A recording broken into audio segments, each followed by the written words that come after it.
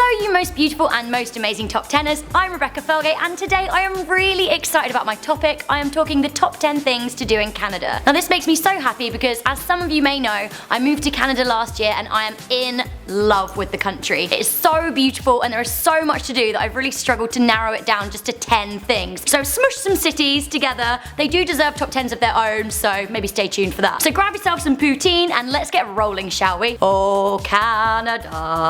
In at number 10 we have Niagara Falls and Niagara on the Lake. Now the image of Niagara Falls is synonymous with Canada and the falls themselves absolutely do not disappoint. Now it literally looks like a giant has left the tap running and on a sunny day you can even spot rainbows over the falls. It's literally like if Disney did waterfalls. Now the falls are also lit up at night with various coloured lights, making them look pretty darn impressive. Now the town of Niagara is actually a bit of a weird one. If you're into theme parks and like haunted houses, then this place is absolutely for you. There are also a number of casinos if you're feeling lucky. Also nearby there is an absolutely beautiful town called Niagara on the Lake, which is very quaint, it's really pretty, it's got lovely architecture and lots of nice bistros to eat in. Again nearby we also have wine country and in the summer you can enjoy tastings in vineyards. Cheers! In at number 9 we have the East Coast cities. So I'm talking Toronto, Montreal and Quebec City. Now if I'd listed them individually then we'd be losing precious points on this list. Now Toronto is my city right here and I absolutely love it. We've got the CN Tower,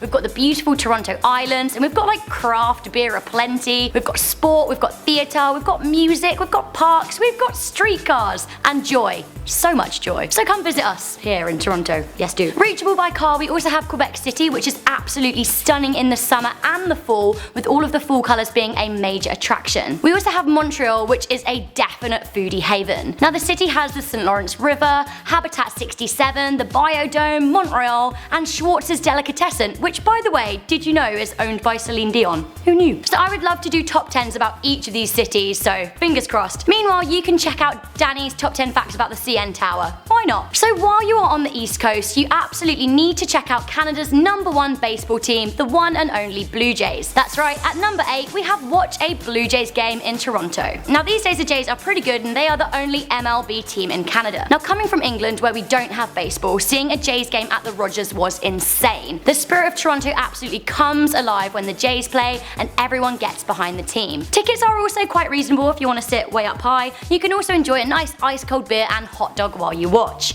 Go Jays, go! So moving away from the East Coast for a sec, Canada is an absolutely huge country. So huge. You'd be lucky if you could do all of the things on this list because you actually would need to like fly between some of the locations. Now there's roughly 4,300 kilometers between Toronto and the next place on this list. It would take you 5 hours in a plane and almost 2 days of non-stop driving. That's right, in at number 7 we have Vancouver and the Vancouver Islands. Vancouver is in British Columbia on the west coast of Canada. It's a city rather like Toronto in its hipsterness, but is surrounded by mountains. So you've got Stanley Park, Gastown, the seawall, Vancouver Island. It is amazing. Again, you have your usual city treats like a good music scene and good bars. There's also a pretty impressive suspension bridge and science world. Side note, when Danny moved to Canada, he worked chopping wood in a place called Bella Bella just a couple of hours away from Vancouver. So there we go. Anyway, while you guys are over in BC, if it is the right season, then you should absolutely do the next thing on our top 10 list, and that is ski in Whistler. So Whistler has some of the best skiing in the world, from numerous runs, truly epic scenery. A trip to Whistler is the ultimate ski experience. Also, the food is incredible. So skiing in Whistler actually refers to skiing two mountains, Whistler and Blackcomb. Now with more than 8,000 acres over two mountains, it is the largest skiable area in North America, and I absolutely cannot stress how insanely beautiful the scenery is. Also in the summer, the Whistler area is extremely beautiful. You can go mountain biking, hiking, you can get a kayak out on the lake. Also, look at the colour of that lake water. Need I say anymore? Similar, in at number 5 we have hiking in the Banff National Park / the Rocky Mountains. So you can also ski in Banff in Alberta, and I hear the scenery is just as beautiful as Whistler. However, the Rocky Mountains and Banff in particular are exceptionally beautiful in the summertime. Now Banff National Park is the oldest national park in Canada, established in 1885. Now in the park you have Lake Louise, which, I mean, look at it. wow. Banff is an absolutely amazing place to do some wildlife spotting. Here you can see elk, moose, bighorn sheep, and even grizzly bears, although I don't recommend you get up close to those because Now I for one would absolutely love to go camping in Banff, and camping amongst nature is like a really true Canadian experience. Why not also do some portaging? I like the word, it's also fun. We have the Calgary Stampede. Now the Calgary Stampede is an annual rodeo held every July and it is huge. Now it calls itself the greatest outdoor show on earth, and to be fair it is pretty massive. This thing lasts 10 whole days. As well as rodeos, there's chuck wagon racing, there are concerts, a parade, stage shows, and all kinds of crazy things. Now the city literally comes alive, taking on a party atmosphere during the Stampede. People decorate their houses, they dress up in like western cowboy style clothing, and the whole city just goes like pancake breakfast crazy and barbecue mad. This could be an absolutely perfect opportunity for you to try some pancakes with maple syrup and pea meal bacon. Yum. Oh my god, I'm also told that it's free, so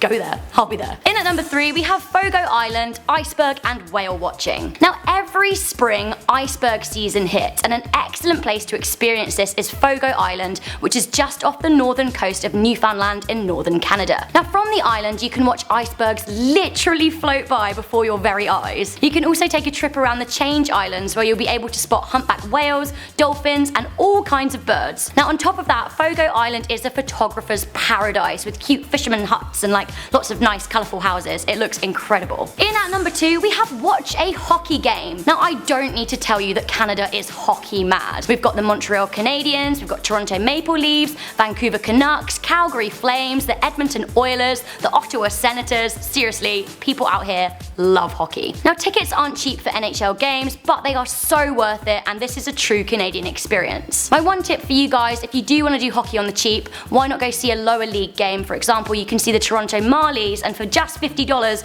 you can sit in like the front row, which is pretty exciting, especially if you're me. Okay guys, so we have reached that all important moment in our top 10 things to do in Canada. Obviously, before I get to number 1, I need to suggest that you eat some Canadian food like poutine, pea meal bacon, like douse yourself in maple syrup and eat some butter tarts because it's great. Then maybe go to the gym. So there we are guys, at number 1, what could I possibly say? I've tried to pick something for you that you can do in every province, so you can do it wherever you go in Canada. In at number 1, we have go for a cottage vacation. Now if there is one thing I know about Canadians, it's that they absolutely love their cottage life. Now many Canadians will actually own cottages in the countryside, and if you're lucky they may even let you stay with them. But if you aren't friends with a Canadian who has a cottage, you can certainly rent one out. I for one spent my Easter at a cottage on the beautiful Bruce Peninsula. You can actually see it for yourself on my vlog channel, and it was incredible. Now there are cottages all across Canada, and the best place to stay is probably somewhere on a lake so you can enjoy some kayaking and water sports in the summer. Most have like barbecues outside, and they're huge, they're lovely, they'll have big yards. That said, they're also excellent in the winter. Many cottages have log fires and plenty of hiking trails nearby,